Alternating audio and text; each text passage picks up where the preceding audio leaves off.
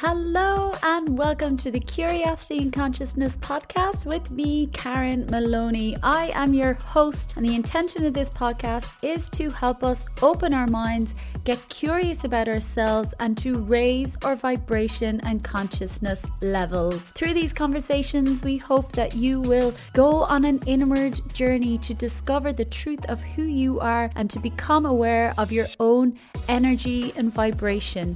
We have the power to consciously create our lives, but we need to wake up to this fact before we can begin the process and learn the key of self-responsibility. Check out the podcast on iTunes, Spotify, Stitcher, Acast, Castbox, or whatever platform you listen on, and please like, subscribe, and share the podcast. Leave a review, leave a rating, as this will help it to reach more people. Check out my website as well, Soul Power Light, www.soulpowerlight.com. Hello everybody. Welcome, and how are you all doing? Can you believe that we have got this far in 2020? I cannot believe that this is essentially the last episode that I will be publishing this year. Next week will be Christmas Eve, but I encourage you over the Christmas period to listen back to old episodes or ones that you had earmarked and haven't got a chance to listen to yet, before I'll be back in the new year with some more fantastic and brilliant conversations. But I shall be taking a little rest as well. So I just want to touch base again and just thank every single solitary person who has tuned in over the year and last year, and who has helped the podcast to grow and who has shared it, and anyone who has ever reached out with a message or an email saying how an episode really supported them or helped them. Just know that I'm so incredibly grateful, and this is why I do it. It is, if one single person gets something from it, that is huge, because the people who share and join on each episode have so much wisdom and lessons and insights to share as well, from their experiences, their challenges, their difficulties, what they've been through. And this week is no different again. But before I introduce this week's guest, I just want to remind you that next year, early 2021, I will be running a 3-month program helping you move from exhaustion to energized. And I don't just mean exhaustion after a couple of nights bad sleep or disrupted sleep. I mean, you've just got to that level of total exhaustion, mentally, physically, emotionally. Maybe you're exhausted about repeating patterns. You're exhausted that you haven't been able to commit and make changes that you've wanted to make in your life. Exhausted that you haven't prioritized yourself. Exhausted from hiding. Exhausted from not speaking your truth. Exhausted from just being caught in the same thought patterns, the same relationship patterns, from things not working out, whatever it is. But it's this real inner exhaustion. And for me, this was a key step that I ignored before my total and utter burnout in 2018. And believe me, you do not want to get to that level. So I'm so excited to deliver a program like this and to serve in this way, because I know how possible it is to change and to shift and feel energized and get that spark back and feel lighter and feel excited about our dreams, about being ourselves. And this is the intention of this program, to lead you on this journey. So if you're ready, if you would like to receive more information when it's all been confirmed, pop me an email, karen@soulpowerlight.com.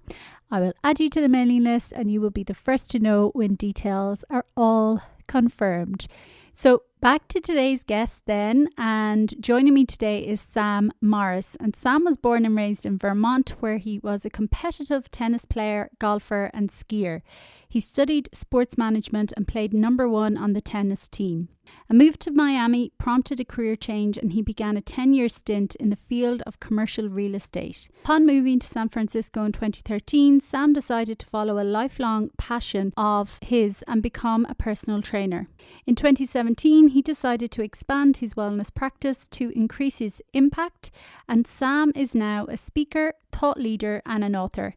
In 2018, he founded the Unbreakable Human Collective, where his mission is to help 1 billion humans slay their dragons, raise their vibration, and save themselves. In addition to that, Sam serves as a managing director and the chief culture officer for 5 to Flow, a global collective that builds integrative organizational wellness solutions designed to achieve and sustain peak performance.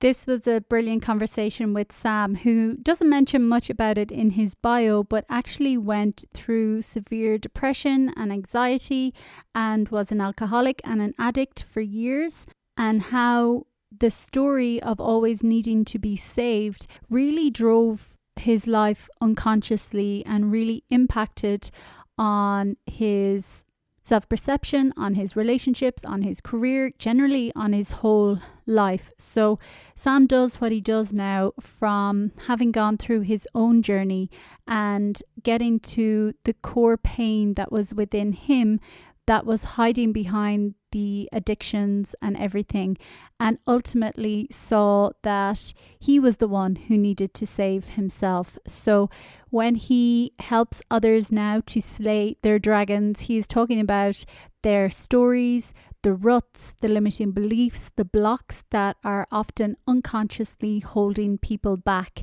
A brilliant conversation. We all have limits and blocks and things that hold us back in life. And as we discuss in this episode as well, usually, and in both our cases, they were something that we're totally blind to, hence the importance of doing the inner work and uncovering these and releasing them. So a brilliant conversation, and he leaves with a really, really beautiful, empowering message for anyone who may be going through difficult times and feeling like they just can't keep going. So I invite you to listen, enjoy, take what you will from the episode. And if you want to find out more on Sam's work, you can go to his website, theunbreakablemanproject.com. And as always, I will have direct links to all Sam's work and his social media links on the show notes on my website, soulpowerlight.com, and click the podcast section. Other than that, I just wish you all a beautiful, happy, peaceful, joyful Christmas and New Year. And I look forward to you joining me again in 2021 as we continue this journey of curiosity and expansion and awareness and awakening and raising our vibration and consciousness. Enjoy. Welcome everybody, and thanks for tuning in for another episode. You're very welcome to today's episode, and joining me is Sam Morris. So first of all, welcome, Sam. Thank you very much for having me. Yeah, excited to have this conversation today. I know you have a big mission in your work, and you're a man of many talents and skills. So maybe tell us a little bit more first about your work. So my work is based on consciousness, a lot of consciousness, and really stepping away from ruts and stories that we get into that are super comfortable, that basically will end up holding us back. So one of those things that I've been focusing a lot recently on is hope, and how hope it's a great catalyst to get you out of a dark place, to get you started on something that you want, but it can be very comfortable. And I equate hope a lot to worry. So worry is one of those things where the body biologically, the feedback we get from worrying is that we're actually doing something about the problem, when in reality, we're not. All we're doing is worrying. And hope, although very powerful in the beginning, and like I said, that great stepping stone, that catalyst, can behave a lot like worry, in the sense that, like, we can say we're hoping and hoping and hoping and hoping, and all we end up doing is hoping. And when we step into a self-belief is when things really start to happen. That's when the action happens, when we believe that we are the ones that are going to save ourselves, that we are the ones that are going to help us to step from that place of hope, from that place of the initial action into actually doing something about our current state. So my big thing is that I like to work with my clients on removing all those blocks, those stories, those self-limiting beliefs, the self-sabotaging behaviors that get in the way of stepping out of those ruts and into actually changing their life. Powerful. I love it. And yes, I totally agree. And actually, when you mentioned belief there as well, just reminds me, I'm reading the book at the moment, Dr. Bruce Lipton, The Biology of Belief, and actually just how much what we believe, the influence that it has on our bodies, just not mentally, but physiologically and everything. It's like so super powerful. And something else you mentioned, that aspect of saving ourselves. And that is something I truly love because, like you say, we often hope and sit and worry and think we're doing something about it, but we're actually not doing much. So first of all, before we delve into some of these topics, which I absolutely love, maybe just share a little bit about your background as well and what led you to supporting people in this way. Yeah, so my background is there's a couple things that kind of shaped me. So the thing about saving yourself, it's really where I've landed over the past few years, and it came from recognizing that I was always looking to other people to save me. And this started when I was very, very young. I had a lot of asthma, a lot of food allergies, and severe asthma. So I actually for the first 10 or 15 years of my life, I actually did need saving. Like if I had eaten a peanut that I was allergic to, or pollen season in Vermont where I grew up is particularly hard on an asthmatic. So it'd be 2 a.m. and I'd wake up with an asthma attack, and my parents would have to rush me to the hospital. In essence, saving me. And so I got really into that was my story. That was my core belief. My programming was that I need to be saved. And so I didn't so from ages 15 or 18 until basically 38 years old, I was looking to everything to save me. And that ended up, I looked to alcohol and drugs to save me a lot. And so I became an alcoholic and an addict. And, coming out of that, it really showed me that I used that story that you need to save me, and with the relationships with my parents, with my family, with girlfriends, with friends, with money, with alcohol and drugs, with jobs, like all this stuff. It was not based around, me showing up and being like that self-belief kind of man that we talked about. It was more about me being like, how can you save me? What are you going to do to save me? And so that is just a recipe for disaster. Now, I will say that in between, so the being a sick kid and then falling into the addiction patterns, in between that was a successful tennis career where I picked up tennis when I was very young.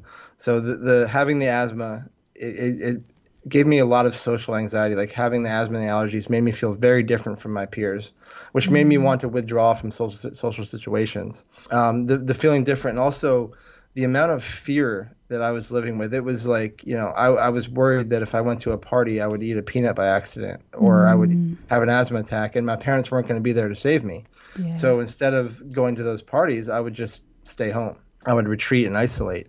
And so when I found tennis is an individual sport, but it was something that, I fell in love with immediately. I would tell everybody it was my first love. And, not only was it my first love, I was pretty naturally good at it. So a lot of things fell into place, and that tennis actually did save me for many years until I stopped playing tennis and I realized that tennis served a purpose. It was something that I loved to do and was good at it, but it wasn't there to save me. It was there to teach me a lot of lessons. And so when I stopped playing tennis, that's when the alcoholism came in, because tennis had become my identity and it was my savior. And so when the tennis fell away, I was searching and reaching for all these identities, and I landed on the rock star identity. I wanted to be the quote unquote party guy, and I did. I became that guy. And, all my friends would say, like, if you wanted to have a good time, you call Sam. And so I fully embraced that, and I loved it. And so, but that led to a lot of destruction because, I was always the one that was partying. And so that got really out of hand. And so From age 33 to 38 was the real downfall. If I look back, I can say from probably age 23 or 25, but I held it together for a while. And then age 33 to 38, it really started to fall apart. There was DUIs. There was a week in jail here, 3 nights in jail there, just for DUIs or drunk in public or any kind of thing like that. And I don't say that to like brush it off. I'm just saying like this was a regular occurrence. Definitely severe consequences, but it was so like I just wasn't learning any lessons. It was one of those things where I had a lot of empirical physical evidence that I was an alcoholic, but I never believed it. Because I felt safe in the alcoholism. I felt safe in the addiction. That was what was saving me. It was allowing me to like push that social anxiety aside because it's the ultimate social lubrication. And so it was allowing me to operate over the depression that I had developed throughout my life and the social anxiety that I had developed. It was allowing me to not look at those things. And again, like as being a younger person, like you don't really have the language or the frame of reference to say I'm depressed or I'm anxious. But then as I started to have these consequences pile up from alcoholism, you have to one, deal with the consequences, but then you have to start when you really get sober and you really put down the problem for the drinking is a symptom, and I say that because when you stop drinking, then you have to say, why do I drink like that? And for me, it was depression and anxiety.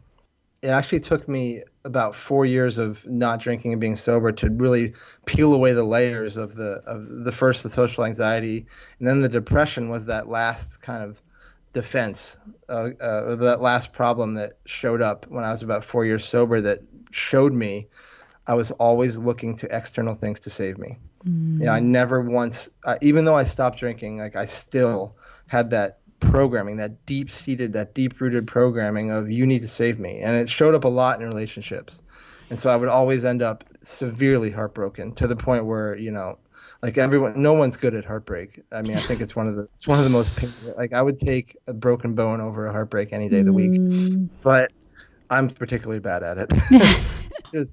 Because it was life or death for me. Like you saving me was life or death. So when I don't get saved, it's basically a feeling of like I'm dying. And so that the last time I got my heart broken, I had a buddy of mine ask me, he's like, well, why, like you say this keeps happening to you, but really, what is it about you that you keep attracting this? Like, what is it about you that you keep repeating this pattern? And I was like, oh, woof.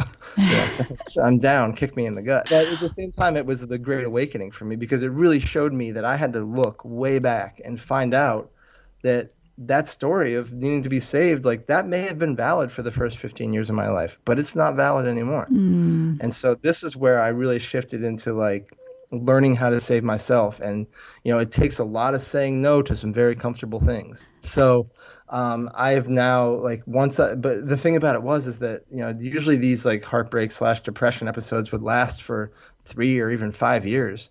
And that last time, it was like 5 months, because I got to the root of it. And I realized that going forward, I was a personal trainer at the time, but I realized that going forward that like my purpose was much bigger than just personal training. My purpose was to save men save people before they get to addiction, alcoholism, suicide, death, like, because that's what the end game is for all that stuff.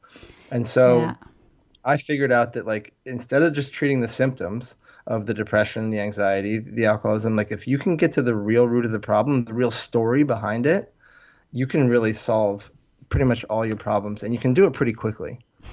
Thank you for sharing all that. And I think your story there is the perfect epitome of the things that we carry and these stories that we tell ourselves. And I always say as well, everything is a medicine. Whatever it is for a time. But when that medicine becomes our poison, so that story of needing to be saved, like, yes, you did need to be saved at a time, but like you said there yourself as well, you carried it for too long. That medicine then becomes our poison, and it becomes this underlying shadow effect essentially throughout our whole life. It is that thing that is driving us, like you mentioned, to alcoholism and to addiction, because it was that constant need to be saved. And when we don't look at the root and look within and ask the questions, we just keep looking externally and we just keep going and kind of digging deeper into this hole. So I really love how you mentioned all that. And like that, I think it really gave a good picture for everyone. And, you know, that identity that you mentioned as well, because we do all build into this identity and get so attached to these things that, again, yes, we may meet some needs with it, but we have to, you know, like you say, get honest and start asking ourselves and say no to things that we truly know make us really uncomfortable, so we can actually, well, for me, essentially liberate ourselves and free ourselves and ultimately save ourselves. Because, and that's why I loved when you mentioned that, because we are the only person who can do that for us. Yes, we can have supports. Yes, people can guide us, but ultimately it is our decision. And I'm curious to know, I wonder, was there a pivotal moment for you, or when did you decide? Because I'm sure before then you may have tried different things or going, oh, I can't do this anymore. But was there a pivotal moment when you just said, oh, something has got to give? Yes. But first of all, I want to acknowledge that medicine becomes poison idea, because that is brilliant. Because that's really like, it's the medicine is medicine, and it does provide so much relief that, you know, you can even like make the comparison of like NyQuil. Like, you can take NyQuil for a cold, but it makes you sleep. And so like a lot of times people just take NyQuil to sleep, and it's actually poisoning themselves. It stopped being medicine. So, and then of course the figurative stuff that you mentioned, like that's a brilliant way to say that. So that's why I acknowledge that. Thank you. So, but I also look at it as well, you know, medicine as in, because we're highly intuitive, and I even classify medicine as alcohol or drugs or whatever a person needs at that time. Like, essentially for a lot of people it can be life or death, as in when they turn to drugs or something, because there is such, you know, as Gabor Mate says as well, don't ask why the addiction, because that's a secondary problem. Ask why the pain. And often people are so buried in pain, but they actually don't even know that, you know, these things are helping them to maybe get through another day, to survive, to keep going in one sense. But again, so they are a medicine as well. But again, then it's when we need to do the work and to look within, they become a poison and they become really destructive. Absolutely. 100% agree with that. I know a lot of people that are in recovery that have said that heroin saved their lives or alcohol saved their life, because at that time, the other option was death. Yeah. You know, and so, but then after a while, of course, it does become the poison. So that's the thing about it, you know, the inner work, because we all have fears. You know, you mentioned that resistance as well, that defense. We all have them, but that's the piece we have to kind of transcend and to move through and to sit with and to see, because when we do that, again, like that, that's the saving. That is, to look at that resistance. Why is that there? What's causing it? What's the root of it? Why am I resisting it? That's the real progress point. So my turning point was in 2017. I was living in San Francisco. I had gotten sober in 2012. I had an awesome career. I had a personal training business. Everything was going really well. I had a great truck. I had a great girlfriend. Like, I had all this great life, all these things I wanted. And the thing about it, the kicker here, is that I didn't know it at the time, but what was happening was that I was saving myself for the first time in my life. But it was so uncomfortable to me. Yeah. Like, I didn't, this is the beginning of the catalyst here, is that I didn't recognize that didn't align with my story. And so internally I was battling this like idea. I was saving myself, but it felt so foreign and so uncomfortable to me and so unsafe that I got depressed.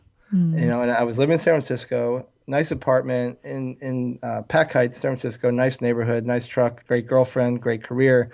All this stuff was going really well, but I was completely out of sorts, completely miserable.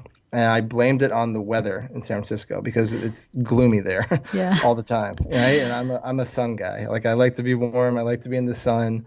Yeah. This is why I live in Texas now. And so, I thought to myself that what I need to do is I need to go to a place that has a lot of sun and summer. And so I picked Denver as my place, because I think Denver has the most sun, like 320 days of sun every year. So I was like, well, it's the sunniest place in America, so I'm going to go there. And so when they get summer, San Francisco doesn't get summer.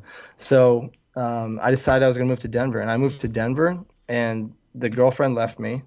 The career took a dive because the personal training industry in Denver, but with all that sun, people don't really gravitate towards personal trainers. They don't Mm. really, they stay outside and hike and do all these things outside. So now I'm in Denver alone. The career's gone, the girlfriend's gone, and I'm 3 times as miserable as I was.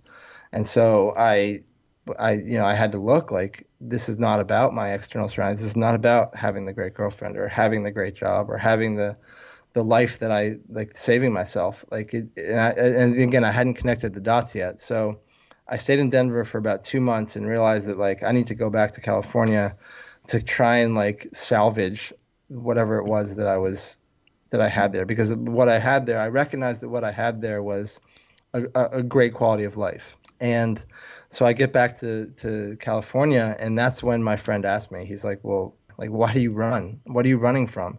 And so I had to look at myself, and I had to say what was so bad. Like I still to this day have a hard time really getting my head around what I made up was so bad about that point in San Francisco, because I have all this, like, again, imperial external data that says you should be happy. You have everything. And so when I looked at it, I finally got to the point where I recognized that like I was saving myself, but it was something that I loved. I was so attached to having safety nets in girlfriends, in my parents, in a paycheck. Like I was an entrepreneur at this point, and in like getting a paycheck, all these safety nets were, I was so used to them that like not having them it created this immense, like almost paralyzing fear in me that caused me to become depressed. And so I had conquered the anxiety portion of the reason why I drank. And this was like, now this depression came in. And again, not my first rodeo with depression,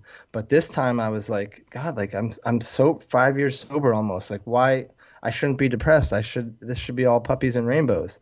And it wasn't.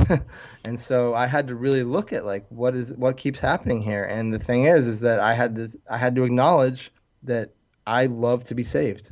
Like that's my go-to default program is like, please save me. So for example, like when I up to this point, like when you're in a relationship, you say the I love yous. I would say I love you, and I thought, I love that person. Like I say I love you, and I'm big on like I'm not going to say it until I mean it, like all that kind of stuff, right? But like what I was really saying when I said I love you, and it wasn't that I was expecting, the I love you in return. I was saying I love you because I really love that person, but the sponsoring thought on that, like the underlying motive for me, which I was completely oblivious to, was that I say I love you. That means it's now we just signed a contract that it's your job now to save me. Yeah. And so I put that expectation on the entire relationship, on both of us. And so that's just, there's no way that will ever be sustainable or successful. Yeah. Because no one can never save you. So that means that when that person stops, quote unquote, saving me, or they do something that proves they abandon me or withhold their love, whatever it is, that means, again, I'm back into life or death, not being saved. Wow. Yeah. It's so true. And again, when you mentioned you were so oblivious, I know my life as well, like that's the thing about the work. there was so many moments I'm like, what? How? But that's the piece of the work then as well to run with. And, when we know better, we do better. And it's reintegrating all those parts again. But that thing of expectations as well is huge because, well, it's the cause of all stress at the end of the day as well. Because like you're mentioning, when we have these things running that are completely oblivious to ourselves, that we don't even know we are putting on this other person, but it's all like subconscious. And then if they're not doing something, we're feeling like, oh, they're abandoning us, they don't truly love us, and all these kind of crazy scenarios. So I love as well in your work, you're the founder of the Unbreakable Human Collective. And I know you work with men, but all sorts of people as well, but particularly men, and helping them to slay their dragons. So how does that look? How do you support men in that journey? So I'm big on, the dragons are the self-sabotaging behaviors, the self-limiting beliefs, the stories. Like that story for me, that was a huge dragon. The stuff that basically that will burn down our, dragons breathe fire. It's the stuff that'll burn down our village. And so if we slay those dragons, so what I do is I look back. I don't spend a lot of time really in the present pain or the Mm, past. But what I do is we have to define the present moment. Like, what is it? Why are we talking right now? mm, Like, what's going on in your life where you feel that you need to be on the phone with me looking for my support? And so, it's not only that it's not just depression or anxiety or addiction, like people that are in the doldrums. Like, it is that, but it's a lot of people that will have achieved a certain level in their life, but just know, because like you mentioned intuition, like our intuition will tell us like there's something more. So mhm. like I work with a lot of high level, C-level executives, a couple athletes, actors, stuff like that have achieved all this stuff, but they know, like they see, I equate it a lot to, and this is what I experienced in my life too, but it's a great analogy is that you get to a certain point on your path, and it could be way into success on your path, but you end up bumping into this pane of glass. And Mhm. this pane of glass could be super thin to the point where you can see this amazingness, this like next level of life on the other side, but you can only see it. You can't break through that pane of glass. And so Yeah. what I like to do is I like to say like we're gonna break through that pane of glass. Like get you like you can see it, but there's like that pane of glass is your dragons. That pane of glass is your stories. It's your self-sabotaging behavior. It's your limiting beliefs. It's all these things that are maybe have supported you to getting to this point, but right now we have to get rid of them because they're holding you back from that level of life that you can see. You can actually, and it's very frustrating Yeah. to be able to see that and not be able to get to it. Mhm. And so by defining the current state, like that means that we go through like a current, I call it a current lifestyle analysis. So analyzing everything that's going on in your life right now, good and bad, and then we separate. And we separate like what's not working and what's working. And then from there, we leave that there, and then we go back. I take them back through their whole life, and I don't, like I said, I don't spend a lot of time doing this because I don't like to relive stories, but I do Yeah. like to acknowledge that they're there.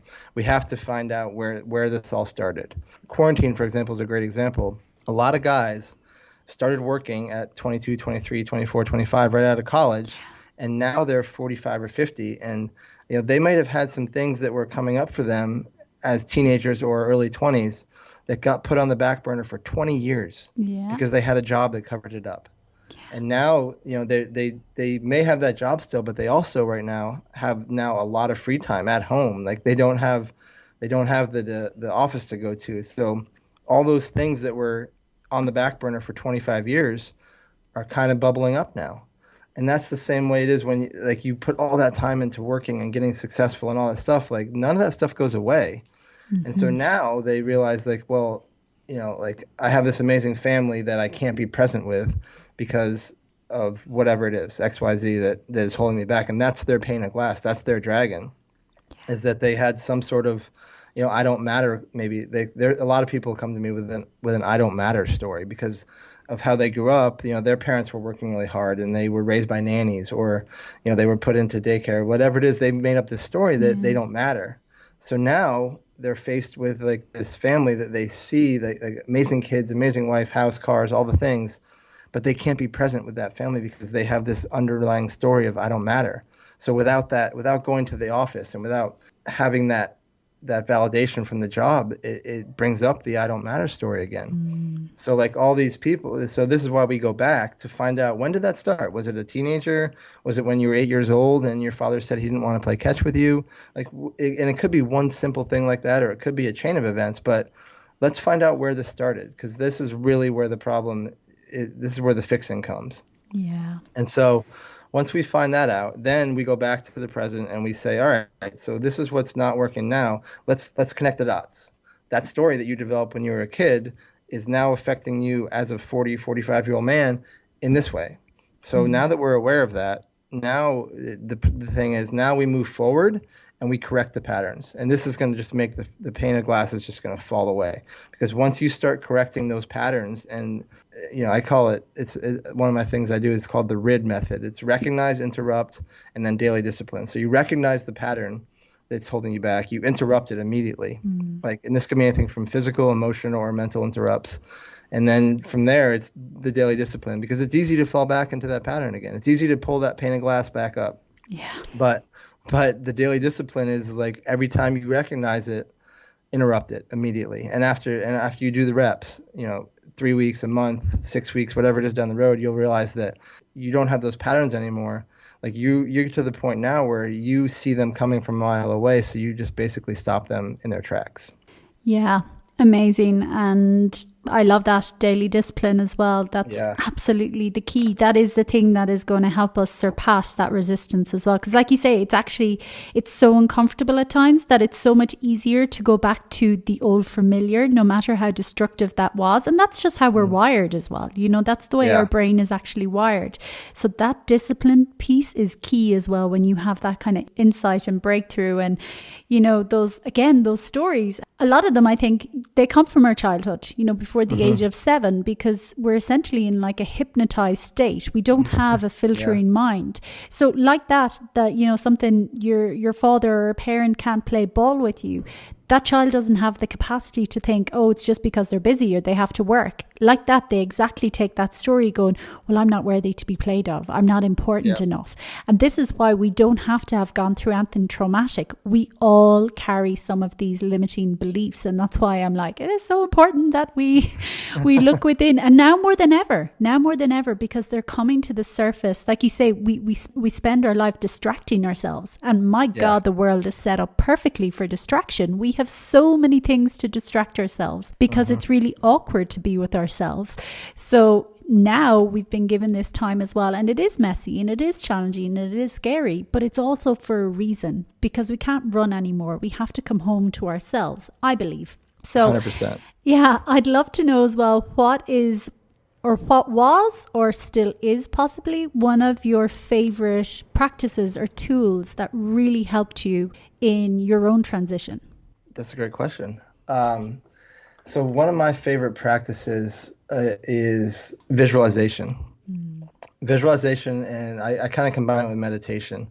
And I guess it's like 3 levels here. So discipline is another one. And I want to say real quick about discipline. Everyone hates the word discipline. They think that it means they have to give up everything they love. But for me, what I've learned is that discipline is really just another word for self-love. Yeah. Because when you're disciplined, it means that you're doing the things that you know are self-care, self-love.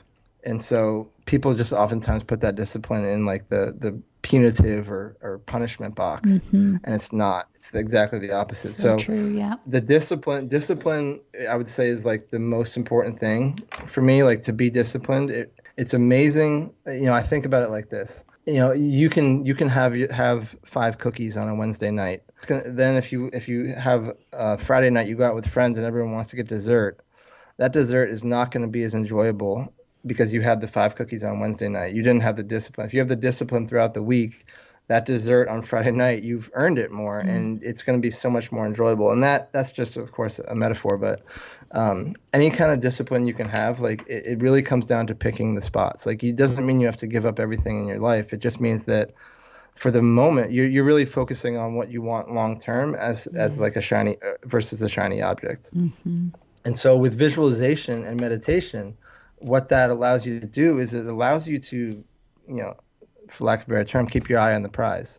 With the visualization, like the detail that you can get into with visualization for me, if I want a new car, like I'll go test drive a version of that car so I know what the steering wheel feels like, and I know what the seats feel like, and I know what it looks like to look out the window of it. I want to buy a house on the lake here in Austin. So, it's funny, when I first moved here, there was a house for sale on the lake in Austin, and like it was kind of abandoned, but it was on the lake and it was a nice house and it had 3 stories and a tram down to the lake and all this stuff. So I would actually go there on Saturday mornings and meditate on the deck because there was nobody there ever. And so but what I was doing was I was getting the sensory perception, the details of the smell, of the sight, of the sight lines, of the feel of the water, the wind, like all that stuff. Like the more detail I can get into in my visualization about the life I want, thinking about like going to Bali or going to Mexico, wherever it is, like imagine that you're there with the people that you want to be there with, eating the food you want to eat, drinking the drinks you want to drink, sitting on the beach, getting your toes in the sand. Like that level of visualization with that detail, it does so much for Joe Dispenza talks about it. Like there's no difference between like actually being on that beach in Mexico versus imagining you're on that beach in Mexico. The body Yeah. doesn't know the difference. So we all know what it's like to have our feet in the sand on a warm beach. Like if you can just imagine that, the body will experience it, and then you will subconsciously start doing things to move you towards that.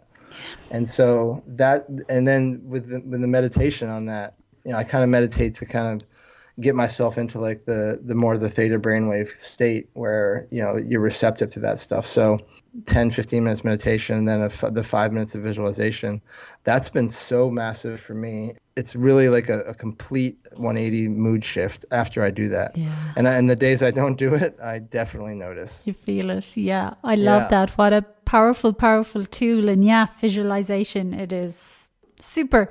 Love that. Yeah. Now, seeing where you are, and when you look back over your life and all the challenges and difficulties, in this story, what perspectives or insights have you gained when you look back over your life and all the pains and the hurts? Everything is perfect. I mean, perfect for me, like everyone's like, oh, I'm not perfect, or I'm far from perfect, like, and for me, like, that hurts because everyone is perfect. Everything is perfect. Like you start shooting on yourself. I should have done this, I should have done that, I should be here, I should be there, I should have kids, I should be married. Like, no, like everything in my life, like there's been some pain, there's been some amazing experiences as well. It all got me to a point of where I am now, which is incredibly happy. And looking back with that, like when you've been through the things like the addiction, I had cancer twice from that, like the consequences and stuff like that, like in the moment is really, really hard to say why is this happening. But looking back, when you can get perspective on time is a big one. Like I always thought before I got sober, I was always, a year seems like such a long time. And then my first year of sobriety was like, whoa, that was it? That was fast. Like, it's not, a year is really not that long. Like, lifetime is really not that long. No, exactly. Like it goes by really quickly. But the thing is like the biggest thing is like, I have a tattoo on my arm that says, hold on. Because when you're going through it, if you can just hold on, just never let go, and not to say like don't let go of the things that don't serve you anymore, obviously, but when you're going through pain or discomfort or overwhelm or fear or any of that, heartbreak, whatever it is, keep holding on, keep showing up. When you get through it, it's amazing, like the gratitude. I remember the last time I was heartbroken and depressed was I noticed that I healed when I looked back and said, that was the best thing that ever happened to me. Because, like a lot of times, like, and heartbreak doesn't have to be just relational. Like addiction is heartbreaking. Loss of a parent, obviously heartbreaking. All these things are they're heartbreaking experiences. But when you can look back and say, that broke my heart, but it opened my eyes, that's a win. Yeah. And so now, like when I'm faced with something, like it's really like, what is this teaching me? Like I immediately go to that place. And that alone, just like taking that perspective, will immediately take immense power and pain away from that event. Like when you can look at it from like, what is this teaching me? And with that perspective, you immediately switch into like, gratitude and progress and growth from it. Yeah, love that. Amazing. And it's so true. I can even say my own journey like that got to a place where it's like, oh, it's all been perfect. It's all been perfect for me. And like you say, that is a beautiful place to get to, and such gratitude and humility and that sense of pride in myself that I didn't even know at the time of holding on. That is such a beautiful message as well, because there is a higher force at play anyway, I believe, and there 100%. Is a reason and a meaning to everything. But it comes back to what we spoke about and what you said at the very beginning as well. It's up to us to save ourselves, to do the work. And that doesn't mean we have to do it alone, but that does mean we have to take the responsibility. We have to feel our pain. We have to go there. Like you say, we have to break through that glass, those resistances, that defenses, in order to see and gain the wisdom and the perspective and the insights. So super, super powerful. And I think what a great message to end on as well. So please, Sam, share where people can find more about your work. Yeah. So first of all, thank you so much for having me on. This was an amazing conversation. I loved every second of it. So I am on Instagram at Sam Gibbs Morris is on Instagram. And then on Facebook, my Facebook business page is Sam Morris. On LinkedIn, also just my name, Sam Morris. And then my website is samgibbsmorris.com. And those are the best ways to find me. Brilliant. And like that, I will link everything as always in the show notes. And just, I want to say thank you as well so much for connecting and for having this conversation today and for sharing such powerful messages and insights and wisdoms. And I just wish you every success on your mission to help 1 billion humans to save themselves and to get out of suffering and to walk through their fires. So thank you so much. Karen, thank you so much for having me on. It's amazing to see what you're doing too, and I look forward to connecting in the future. Thank you. Thank you for tuning in to this week's episode. Be sure to subscribe to the podcast so you get notified every time a new show is released. Get more information on this week's guest as well on my website, www.soulpowerlight.com.